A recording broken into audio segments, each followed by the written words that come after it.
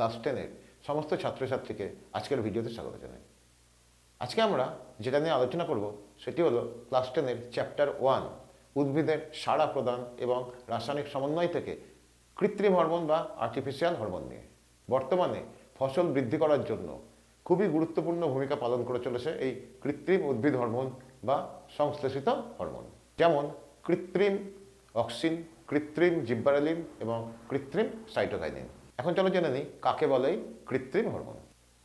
প্রাকৃতিক হরমোনের মতোই, অর্থাৎ উদ্ভিদ দেহে যে সমস্ত হরমোনগুলি পাওয়া যায়, ঠিক আছে, তাহলে প্রাকৃতিক হরমোনের মতোই কার্যকরী যেসব রাসায়নিক উপাদান গবেষণাগারে কৃত্রিম উপায়ে সংশ্লেষিত করা হয় তাকে বলা হচ্ছে কৃত্রিম হরমোন বা আর্টিফিশিয়াল হরমোন। প্রাকৃতিক হরমোনের মতোই এই হরমোনগুলো অর্থাৎ কৃত্রিম হরমোনগুলো উদ্ভিদের বৃদ্ধিতে বিভিন্নভাবে সাহায্য করে। সেই জন্য এদেরকে কী বলা হয় জানো? এদেরকে বলা হয় প্ল্যান্ট গ্রোথ রেগুলেটর বা সংক্ষেপে পিজিআর বলা হয়। তাহলে আরেকবার বলছি যে কেন পিজিআর বলা হয় এদেরকে? না, প্রাকৃতিক হরমোনের মতোই এই কৃত্রিম হরমোনগুলো উদ্ভিদের বৃদ্ধিতে বিভিন্নভাবে সাহায্য করে, সেই জন্য এদেরকে পিজিআর বা প্ল্যান্ট গ্রোথ রেগুলেটর বলা হয়। এখন চলো জেনে নিই এই কৃত্রিম হরমোনগুলোর ভূমিকা। প্রথমটি হলো শাখা কলম। যে সমস্ত উদ্ভিদের বীজ হয় না, অর্থাৎ বীজ থেকে গাছ বের করা কোনোভাবে সম্ভব নয়, সেই সমস্ত উদ্ভিদে কোনো কাটা, শাখা বা কাণ্ড এই জায়গাতে যদি ওই কৃত্রিম অক্সিজেনের মধ্যে ডুবিয়ে এদেরকে রোপণ করা হয় তাহলে সেখান থেকে মূল বেরোয়, অর্থাৎ মূল নির্গত হয় এবং সেখান থেকে আবার গাছের সৃষ্টি হয়। এরকম কৃত্রিম হরমোনগুলোর নাম হলো আইবিএ, এনএএ। এগুলো আইবিএ এর পুরো নাম কি জানো? ইন্ডোল বিউটারিক অ্যাসিড, এবং এনএএ এর পুরো নাম ন্যাপথক্সি অ্যাসিটিক অ্যাসিড। কোন ধরনের গাছে এগুলো করা হয়? আমরা জানি গোলাপ, জবা, লেবু এই সমস্ত গাছে শাখা কলম এইভাবে সৃষ্টি করা হয়, অর্থাৎ এদের ডাল কেটে এই কৃত্রিম অক্সিজেনের মধ্যে ডুবিয়ে সেটাকে রোপণ করলে সেখান থেকে খুব সহজেই মূল বেরিয়ে আসে এবং সেখান থেকে নতুন গাছের সৃষ্টি হয়। দ্বিতীয়টি হলো অপরিণত ফলের মোচন রোধ।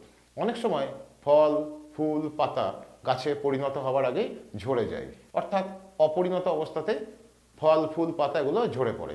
এই অকাল পতন রোধ করতে গেলে অক্সিন অর্থাৎ কৃত্রিম অক্সিন, কৃত্রিম জিব্বেরেলিন এগুলি যদি স্প্রে করা হয় তাহলে খুব ভালো ফল পাওয়া যায়, অর্থাৎ ফলের বা ফুলের অকাল মোচন রোধ হয়, অর্থাৎ এরা অসময়ে পড়ে যায় না। থার্ড হলো আগাছা দমন। ফসলের ক্ষেতে দ্বিবীজপত্রী কিছু আগাছা ভীষণভাবে ফসলের ক্ষতি করে।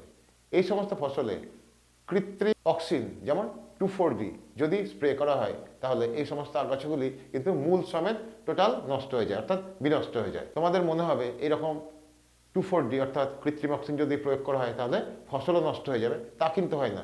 ফসলের কোনো ক্ষতি হয় না, কিন্তু আগাছাগুলো নষ্ট হয়ে যায়। তাহলে বুঝতে পারছো যে আগাছা নাশক হিসেবে কৃত্রিম অক্সিজেনের ভীষণই ভূমিকা। এরকম একটি কৃত্রিম অক্সিজেনের নাম 2,4-D।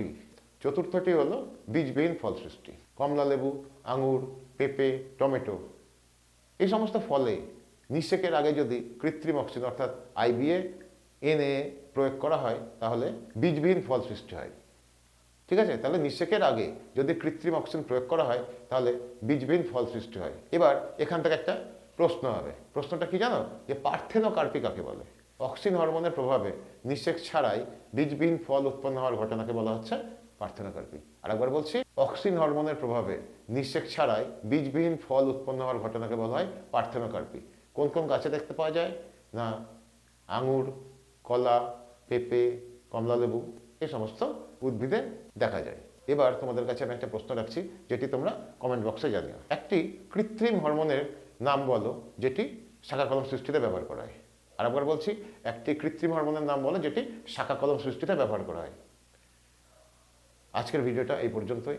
তোমাদের যদি ভিডিওটা ভালো লেগে থাকে তাহলে অবশ্যই লাইক করো আর কমেন্ট করো, আর যারা আমার চ্যানেলে নতুন তারা অবশ্যই সাবস্ক্রাইব করে বেল আইকনটাকে প্রেস করে দিও। সবাই তোমরা ভালো থাকো, দেখা হবে নেক্সট ভিডিওতে।